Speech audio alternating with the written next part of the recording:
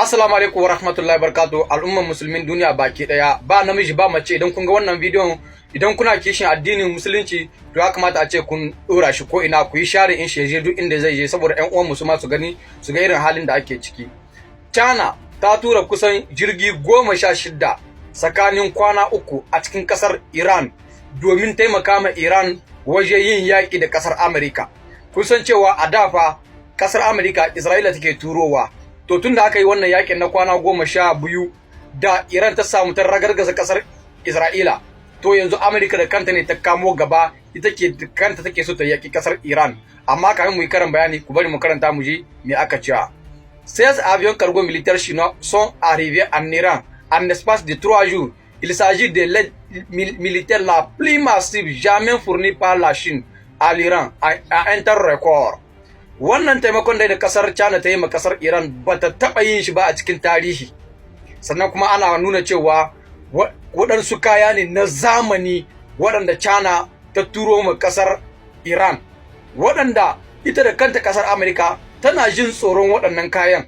Mu gane cewa fa wannan yakin da ake so a yi a cikin kasar Iran wannan karon to zai iya kawo ƙarshen Isra'ila ko kuma Iran. Sannan kuma wannan yaki sai ya taɓa kasar Amerika.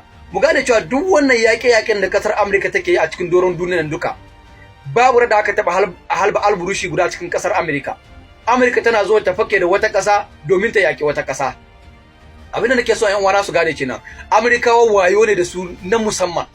Suna zakuwa ne su fake da wata ƙasa da tutar wata ƙasa su yaƙi wata ƙasa, amma su ba sa so a yi yaƙi a cikin ƙasar su, ba sa so a kashe koda karen ƙasar Amerika ba su so a ci an kashe shi. Amma wannan karon shugaban kasar Iran ya faɗa ya ce yakin zai je har cikin kasar Amerika gaba ɗaya. Abin da mu muke so mu gane kenan, saboda Amerikawa tun da aka yi wannan yakin na farko da na biyu ba su taɓa sanin me ake ce ma halbin bindiga, sai dai su je su yi atisayin halbin bindiga amma ba su san yaƙi gadan-gadan ba.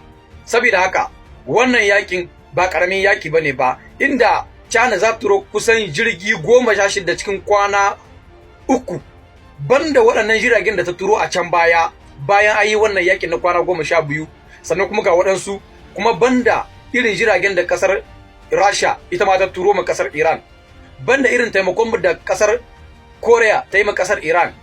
Kasar Iran yanzu a cike take da tsaro, a cike take da makaman yaki, kuma kar ku manta fa ita da kanta kasar Iran ba baya ba a wajen makaman yaki. Saboda haka China, Rasha, Korea sun yi ekipen kasar Iran ne fiye da yadda kuke tunani. Saboda haka nasarar Iran nasarar kasashen Rasha ne da China, nasarar su ma nasarar mu ce. Goya mu ranku a kuma section Allah ubangiji ya samu da